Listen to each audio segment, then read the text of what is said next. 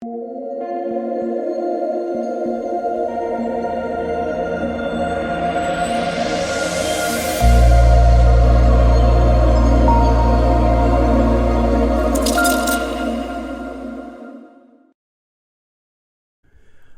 guys, and Merry Christmas. It is DK, back at you with another video here to playing the 5-game NBA Christmas Day slate. And this is the best slate of the year, always the one I'm the most excited for. Watch NBA all day long on Christmas. But if you guys are new to the channel, welcome. My name is DK. I make daily videos and live stream for NBA and NFL slates on Draftkings. We also have a 2-game NFL slate on Christmas as well. So if you guys are playing that slate, make sure to check out my video. It'll be up right after this.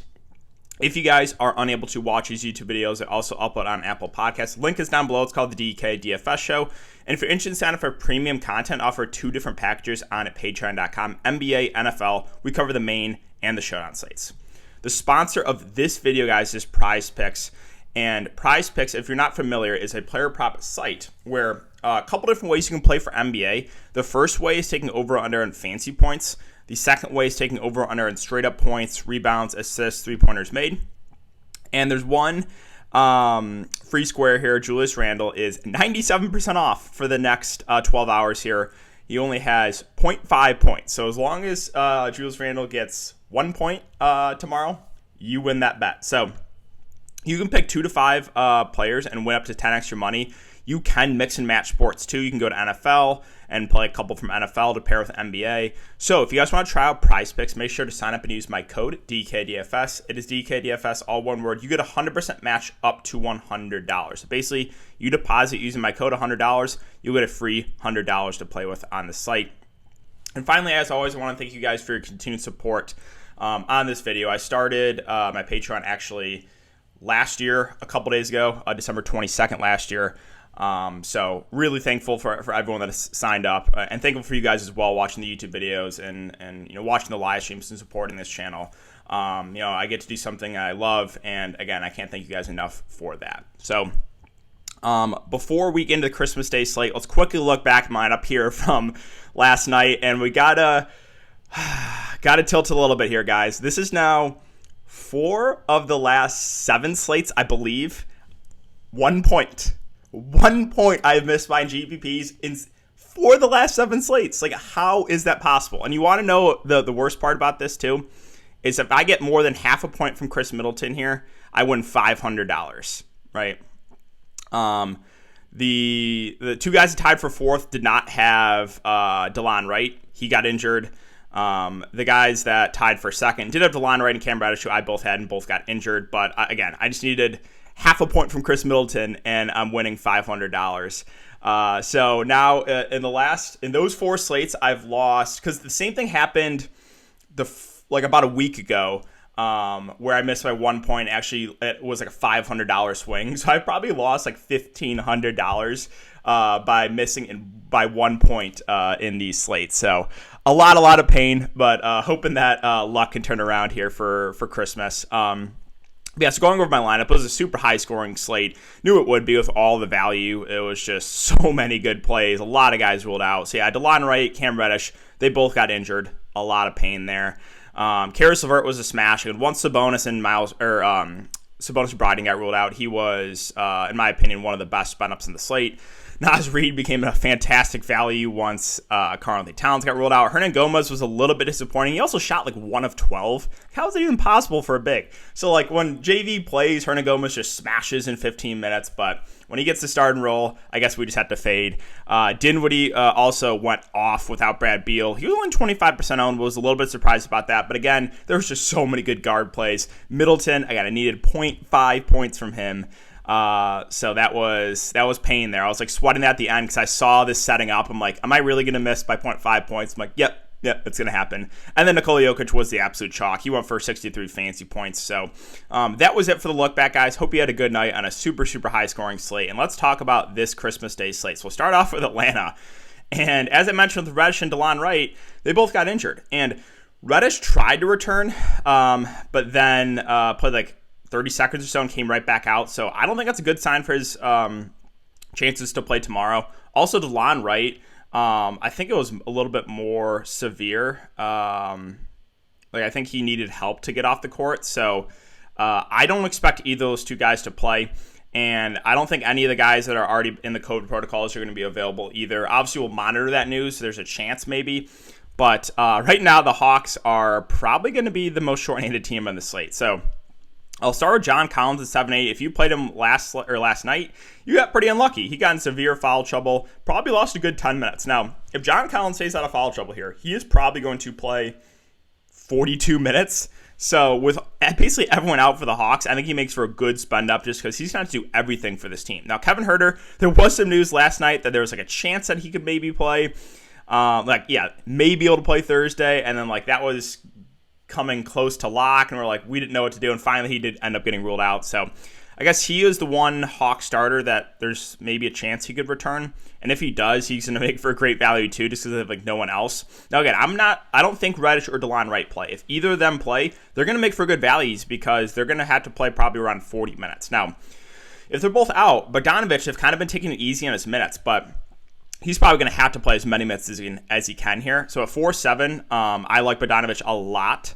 And then the value here for Atlanta, there is some value. So 2 games ago, they started Gorgie Jang, played 23 minutes.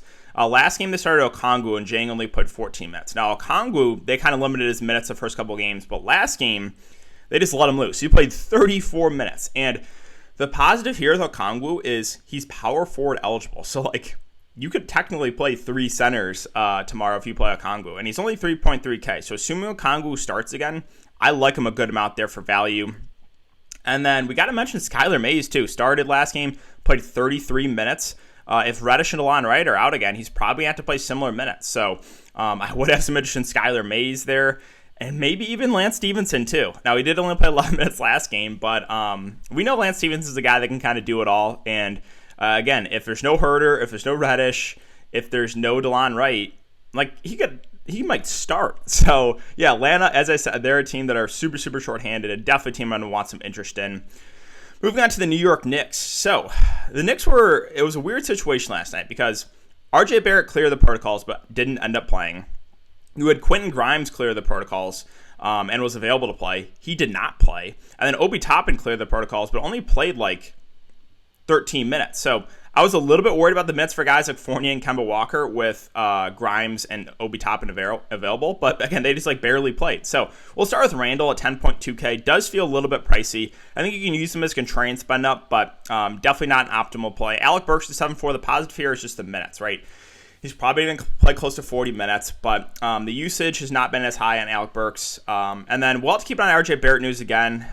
He cleared the protocols but didn't play because of conditioning, so we'll monitor that because if he's back, it would limit the minutes a bit for guys like Kemba and Fournier. And then Kemba Walker, what a game last night. 43 minutes and 70 fantasy points for Kemba. 44, 9, and 8. Almost a triple-double. Insane stuff for Kemba Walker. So he's probably going to be the chalk tomorrow. But if RJ Barrett's back, then there's, the minutes are a little bit more risky. I don't think he plays 40-plus minutes again. But yeah, it's hard to deny what Kemba Walker has done the last 3 games since he's returned to this rotation. So I do like Kemba a decent amount. My only worry with him for tomorrow is the ownership, I think, is going to be way up. Fournier, I just really don't like playing this guy. He's super scoring dependent, and you saw, right, if he's not hitting his shots like last game, the floor is low. But if we're going to get close to 40 minutes again from him, then I think he's a decent play there in the mid-range. And then Mitchell Robinson started last game, played 25 minutes, but I think there's going to be better center options in the slate. And Grimes did not play. Toppin barely played, so not much else I'm really interested in on the New York Knicks side. All right, Boston-Milwaukee. So Boston's a team that is relatively healthy compared to other teams in the slate. So we have Tatum, we have Brown at the top, 10.4, 9.4K respectively. I think both are decent options, kind of like Randall, maybe a little bit overpriced, but they're viable to get different on this slate. Al Horford, don't believe he's going to be back. But again, there's a chance maybe some of these guys do get activated before tomorrow. As far as the mid-range guys go, let's check Schroeder and Smart. Again, they're kind of just secondary plays for me. Schroeder did only play 18 minutes last game. Smart's a guy that can fill up the stat sheet, but I don't know if it's necessary to go there. Now, with Freedom out and with possibly Al Horford out too, I think Robert Williams stands out the most for me. Played 34 minutes last game. Did a really good game, a 50 bomb. And the Bucks will most likely be running Boogie Cousins on the opposite side, who is not a good defender. So I do have some mention Robert Williams there. I think it's a good spot as long as he stays out of foul trouble. So I like some Robert Williams. And Peyton Pritchard's been in the rotation here at 3.5K, but with there being other teams that are way, way more shorthanded, that I don't think it's necessary to go there.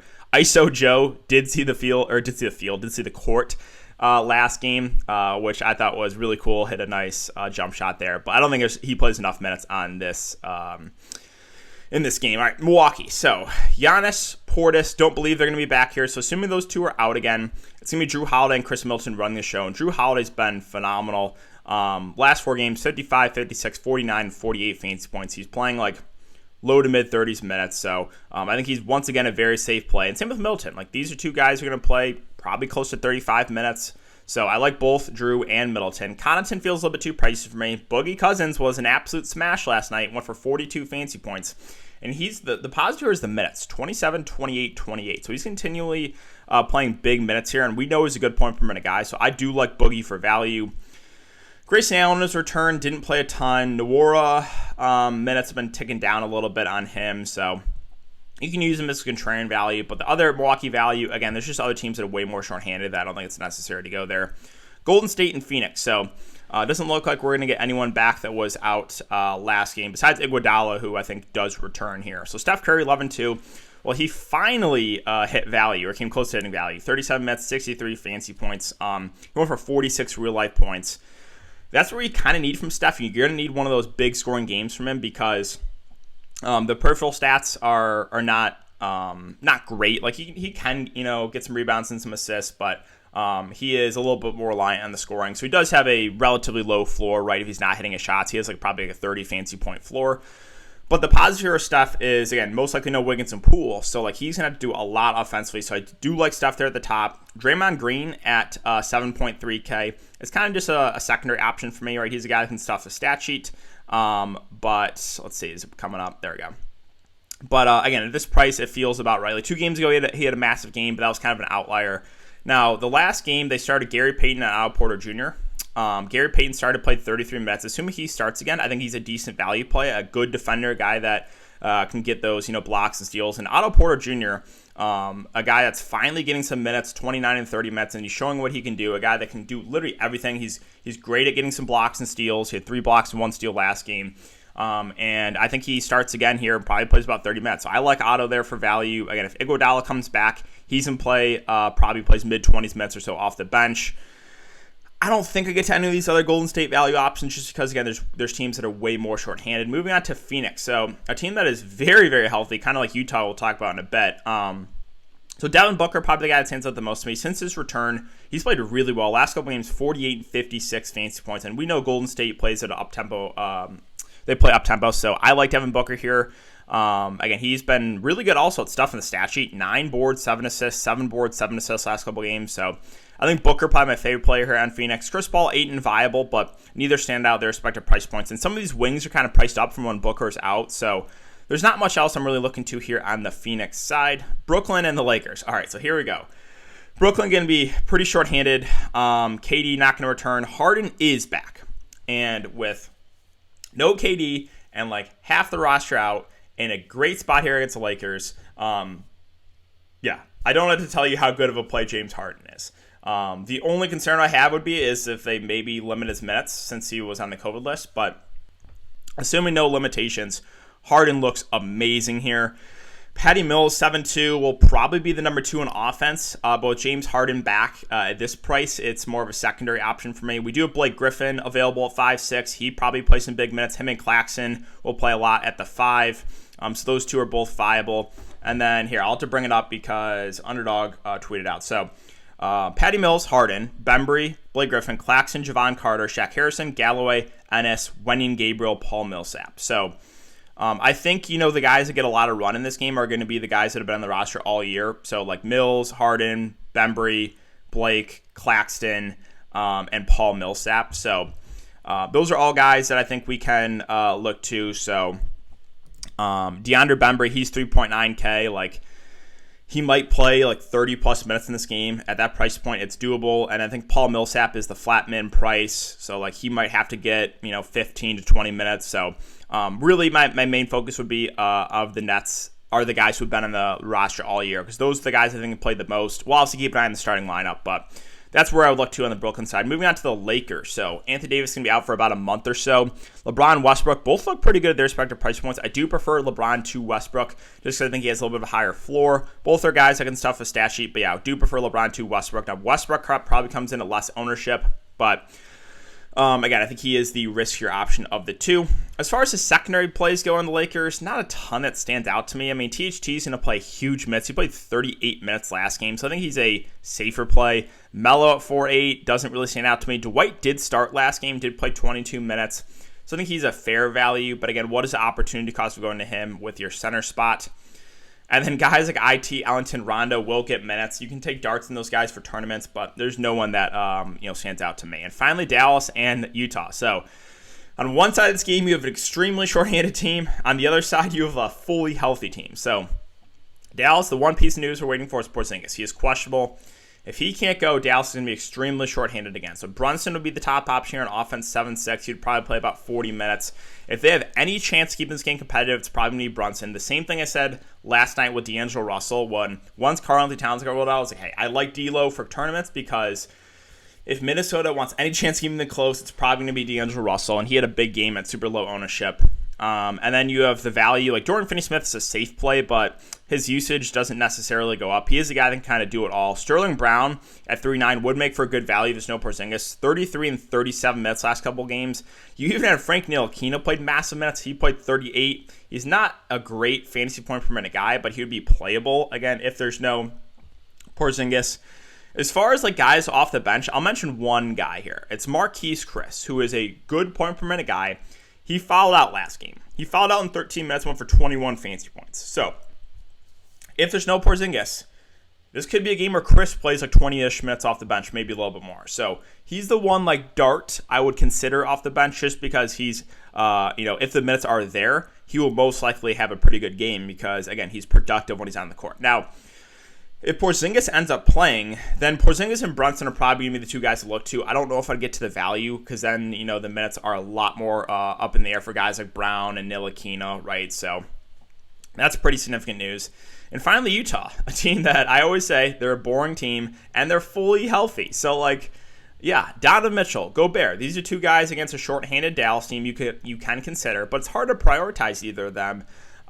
If Dallas can keep the game competitive, you could see some big games, but they're more contrarian plays. Like Conley's at 6'2", doesn't stand out. Clarkson, Bogdanovich are scoring dependent.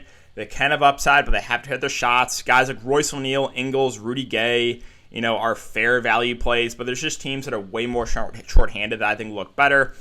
The one guy I'll mention here is Whiteside because Whiteside's really, really good point per minute guy, and if this game blows out, you might see him play closer to that 20-minute mark. So he would be the one, super cheap option I would consider on the Jazz, but it's a risky play because you probably need the blowout or you're going to need Rudy Gobert foul trouble. But yeah, guys, that is going to do it for the video today. So if you have been enjoying the content, again, make sure to hit that like button, subscribe, hit the notification bell. Thanks again, guys. Have a great Christmas. And one other thing to mention too, I will be doing a live stream 11:30 Central or 11:30 Eastern before the 5-game slate to answer some questions. So make sure to check out the live stream, guys. But again, thanks again, and I will see you all tomorrow morning.